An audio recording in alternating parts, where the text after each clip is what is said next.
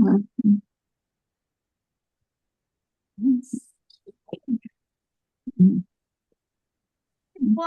class. And if you didn't notice in the chat box, we're just going to give everyone a couple more minutes to log on. So just sit tight as long as that's all right with Daniela.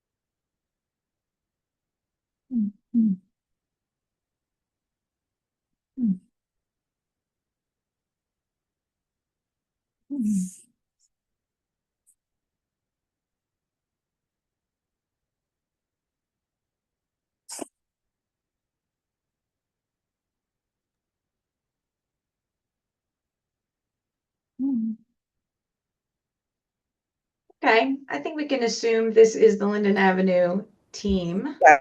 Yes. Oh, we got one more, see? Thank you all for attending. We're obviously going to be just talking about a project on your street. My name is Cassandra Duffy. I am the borough administrator. We are joined by our mayor and borough engineer, and we're just going to give a little overview of the project, what you can expect, and take some questions on the project. We're very happy to be resurfacing a portion of Linden Avenue. And I just want to thank you for being here. I just want to say officially that everybody that lives on the block is now an ambassador for the project, and you are to share all knowledge given to you today with your neighbors. I don't, Daniela, do you want to take the floor and just say howdy? Hi, everybody. I know it's hard to jump on in the middle of the summer. Everybody's got plans, so we thank you for taking time to be here with us tonight. You have FaceTime with our lead engineer, who has been around for quite some time, and I'm confident he'll be able to answer a lot of your questions. We also have our Superintendent of Public Works, Steve DiOrio, on the call. So these are the names and the faces you'll need to know if you have questions. So we'll try to answer as many as we can tonight and make sure that you have contact information for any questions you'll have going forward. Floor is yours, Tim. Okay. Well, that's me. Cass? Yeah. Okay, thanks. Sorry. How's everybody doing? My name's Tim Stashewski with Remington and Vernick Engineers. Our office had prepared the design plans for this project. The borough was fortunate enough to get a grant from the state, upwards of about $200,000 to do the project. Basically, the work consists of the removal of the asphalt, the blacktop in the roadway, repaving of that blacktop. There'll be some ancillary improvements such as select curb, sidewalk, and driveway replacement. Those are usually done just due to the condition, correcting any tripping hazards, or maybe issues with grade to make water run a little bit better. There is some trees to be removed as part of the work. I think there may be up to 6 trees. Public Works has been involved with the Shade Tree Commission in that process to identify trees that are either hazardous or causing issues with construction. I believe Public Works has contacted each of the residents who will be impacted with trees. We are currently under contract for this project. Work is anticipated to start in the middle of August. It'll start with the tree removal, then move into curb and sidewalk replacement, and then the blacktop will be the remaining or the last portion of the job. Our office will have supervision on site. They will have a yellow safety vest with RVE on the back. I ask anybody that has any issues, they can speak directly with that individual. Please refrain from speaking with any of the construction staff. They're not really trained to deal with the public, I guess to say. Trash recycling will happen during normal times. We may try to, or during normal days, we may try to do that first thing in the morning to get them in and out. I expect, once construction starts, it'll probably be somewhere between 4 to 6 weeks worth of work. You will generally be able to get in and out of your home unless there's concrete work that's happening right in front of your property. We ask that if you have driveways that are being replaced, that you stay off of that driveway between 3 and 5 days.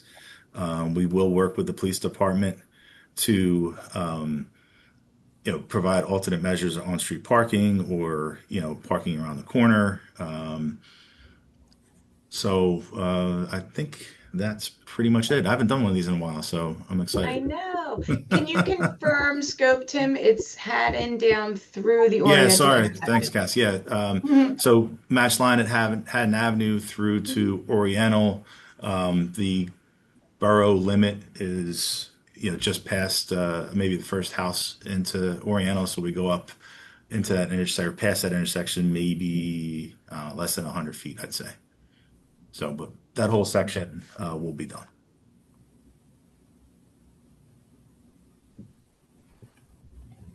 So it probably was really quick. I'd be happy to answer any questions. I think we'll have our information published on the borough website. I think there's a capital improvement page that you should be able to find easily. My information will be on there. You can feel free to call me with any issues or questions or concerns. I'm pretty good with email, but I do get a lot, so that's a little bit more difficult. But mostly feel like we're responsive one way or another.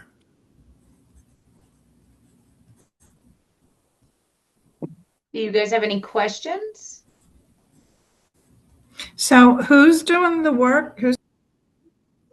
A company by the name of Think Pavers is the contractor. They're out of Mount Royal, kind of down towards West Effort. We've dealt with them in the past.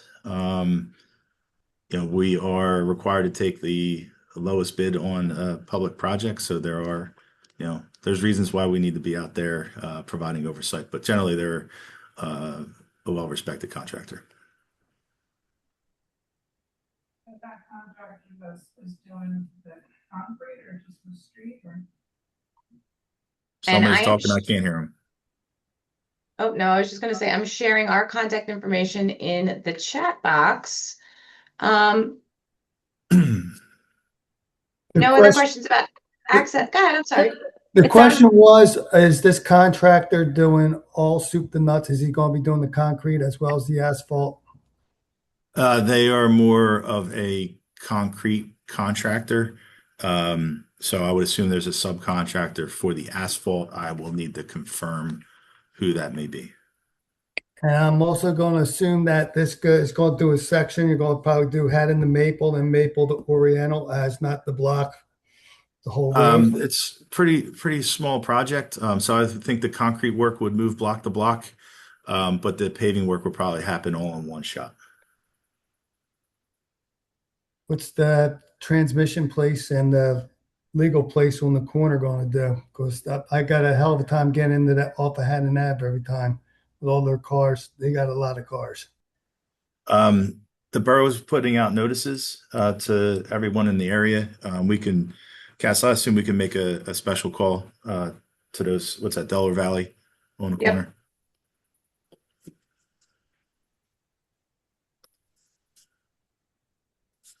A great note.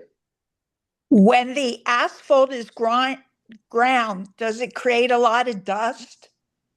Not too much, but it'll leave a 2-inch lip on the roadways, maybe for a day or so when the paving crew comes in. So we'll just need to be mindful of bringing vehicles across that change in elevation, whether it be at Haddon Avenue or your driveway. But no, it shouldn't I mean, be Vivian, too bad. yeah, I can say in all the years that I've been part of road resurfacing projects, I've never had somebody complain about a dust issue. Okay. Will any pavement be brought up, Brought up. removed? So yeah, so the first, basically 2 inches of asphalt would be removed Would be removed? using the milling machine, and then about 2 inches of asphalt goes back over top. Okay. And then, and maybe not for you, but maybe for the town, that at one point in time I sent a picture about a water line, and this is Mike Limberto. I sent a picture about a water line and whether or not it needed to be replaced as part of a different program. And I don't remember hearing back or reading about that. I was just wondering if that's still an active thing and if there's any coordination here or if they're just kind of two independent things. Mike, what's your address, Mike? 120 East Linden, obviously. I'm sorry, I fumbled Was it that. your One, lead two, or three. galvanized service notification? I'm sorry, say it again. Was it your lead or galvanized service notification? Yeah, I mean, I sent a photograph to Yeah. a site, and then I don't remember anything coming from that. So it might be something still going on. It might have been something that concluded. I'm not sure. So that's completely separate. We're in an inventory process. So what you sent adds to the inventory of, what we know about service lines. We're required by the state within a certain time period to replace them. Steve is on. I don't know if you were able to confirm internally whether you have one or not. He can let you know if that made it to the inventory either now or by email later if he's not able to access those things. But that's a separate project, and Okay. the ones that need to be replaced will be replaced as a completely whole different meeting for that one. Yeah, so I will throw my email in the. Thank you, Danielle. So 120 Linden. I'll throw my email in the chat, and you can shoot me an email, and I'll look that up for you. Okay. Appreciate that. So I just want to reiterate, it's okay to stay parked in our driveways during Yes. the time except, okay. Yeah, so you're fine to get in and out during construction. There's going to be some times where there's operations that are going past your driveway. You'll receive notifications by door hanger on when those things will happen. But if you are having your driveway replaced, that is when we would need you to stay off of that for that 3 to 5 day period. Okay.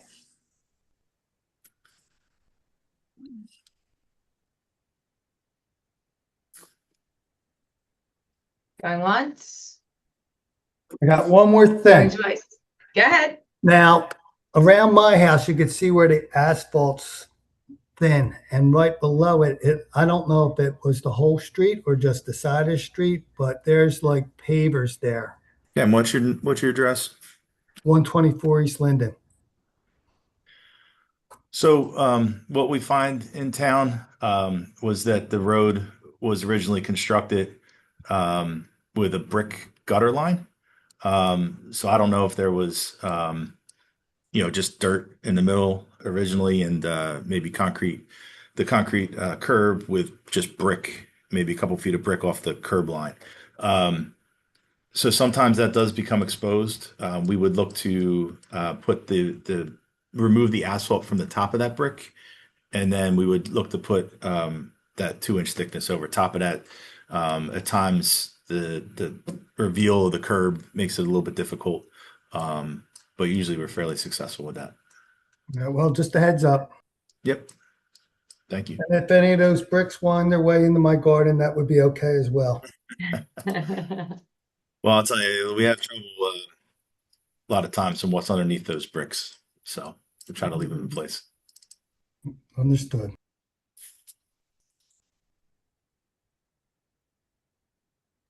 Also, there's a few high curbs. Are they all going to be leveled off so they're uniformed? We do the best we can with that. Yeah, the main thing for us on these local roads to make sure that there's no standing water in the gutter line, so we don't have problems with icing, and trip hazards and things like that. So oftentimes the curb height isn't as consistent as we'd like it to be. I think there's some curb work maybe in front of 120 where this tree's kind of pushed up the curb. So there'll be areas where we'll try to correct things like that, but I'm sure there'll be other areas where it's going to remain. That was actually the one I'm talking about. Mike look at me. knows.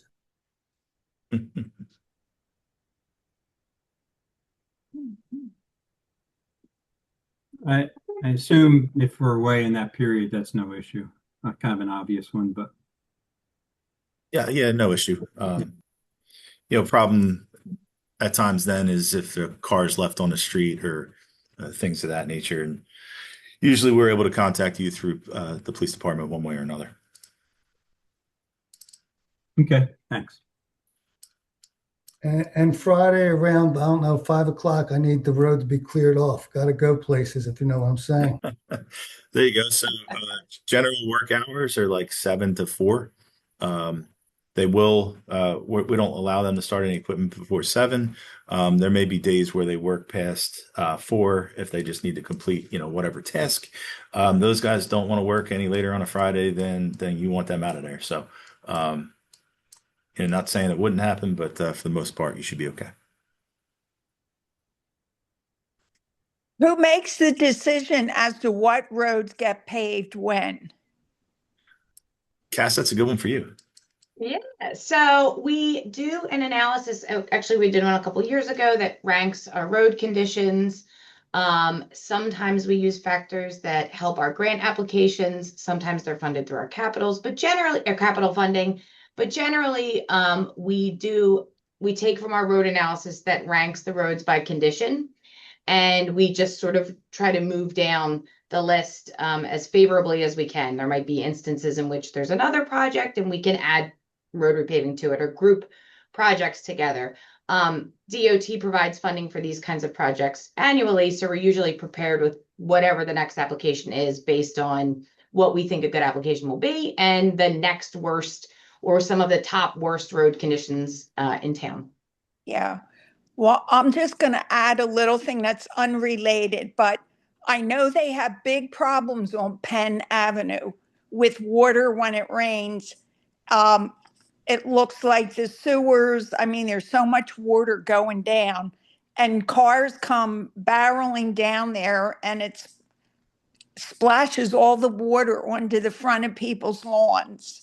So I don't know where they are in the line of things, but I know those people are really unhappy when it rains because the water isn't draining to the best that it could drain. So I would just keep that in mind. I do feel sorry for those people on Penn Avenue because I've been there when the water just accumulates during these heavy rainfalls, and yet cars are still speeding by there because they want to, avert Cuthbert, so they'll go down Penn.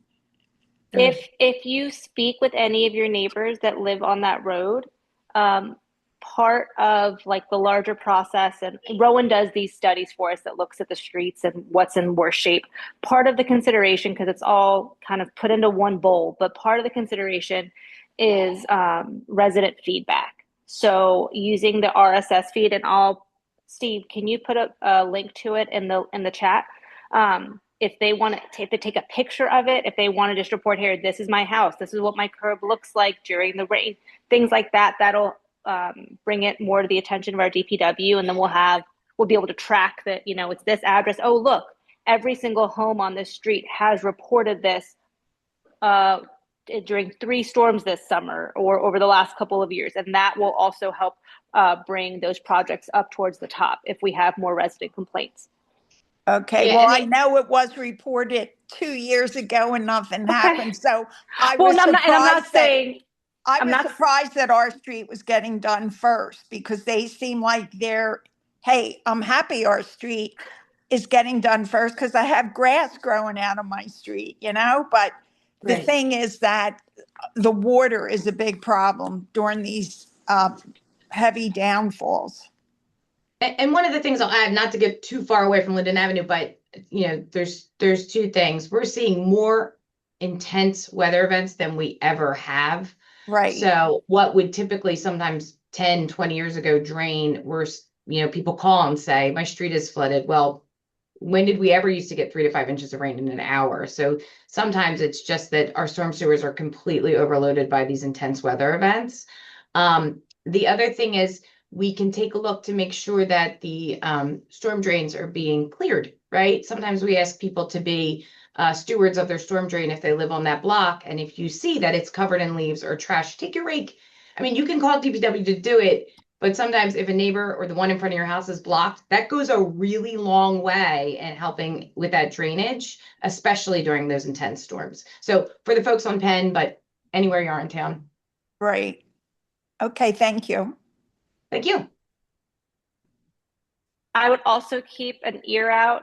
You'll be hearing more about this soon. There's going to be a countywide referendum initiative on the ballot in November about a $400 million watershed project for the whole county that will be looking at sewer and storm drains. And because we are so close to the Cooper River and Newton Lake, there's a lot of projects in that larger referendum that would really benefit Collingswood.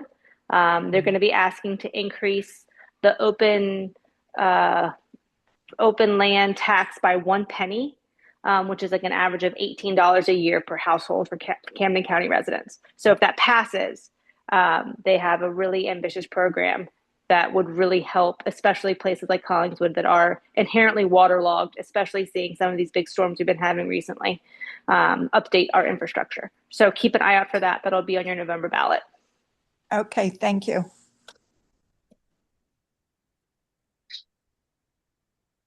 Lisa, I think you snuck in late unless I'm mistaken. Do you have any questions? No, not really. I was just kind of want to see what was going on. We're repaving your street if you live on the first 2 blocks of Linden. That's what's happening. Okay. So it'll be curbs, and will it be aprons also? Some. Okay, they'll determine that once they. Yeah, and you'll get additional notice before we start as well, like door hangers, but then if your apron will be impacted, you'll receive notice about that specifically as well. Okay.